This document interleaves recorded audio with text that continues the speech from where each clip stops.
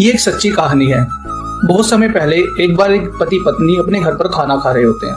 तभी उनके दरवाजे पर एक भिखारी लड़का दस्तक देता है। अब जैसे ही भिखारी लड़का उनसे खाना मांगता है तो उस औरत का पति बहुत ज्यादा घमंडी होता है। वो अपनी बीवी को खाना देने से मना कर देता है, भला बुरा बोलकर उस भिखारी को वहां से भगा देता है और भिखारी तब भी उनको जाते जाते आशीर्वाद देकर चला जाता है।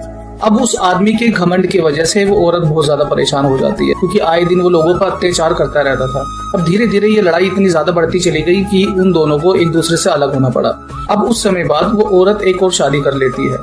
एक दिन वो पति पत्नी आराम से घर पर खाना खा रहे होते हैं। खाना खाते उनके भी घर पर एक भिखारी दस्तक देता है, जो कि उनसे खाना मांग रहा होता है। तभी उसका पति बोलता है कि जाओ, कोई बहुत ज्यादा भूखा है, उसको खाना दे आओ। अब जैसे ही उसकी पत्नी दरवाजा खोलती है तो वो दरवाजा खोलते ही फूट फूट कर रोने लगती है। अब आदमी पूछता है कि आप रो क्यों रहे हो?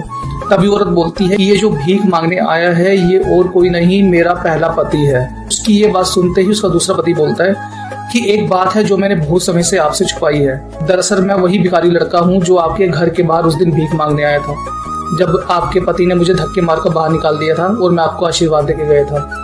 उसके कुछ समय के बाद ही मेरे दिन भगवान ने बदल दिए और आज मैं एक अच्छा व्यापारी बन गया हूँ।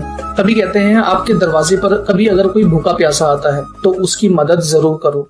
अगर आप किसी की मदद कर नहीं सकते तो उसको गलत बोलने का आपको कोई भी हक नहीं है, क्योंकि कर्मा बलवान है, एक दिन लौट कर जरूर आता है। अगर आपको मेरी वीडियोस पसंद आती हैं तो प्लीज मेरे YouTube के चैनल को सब्सक्राइब कीजिए, इससे मुझे बहुत हिम्मत मिलेगी। राधे राधे।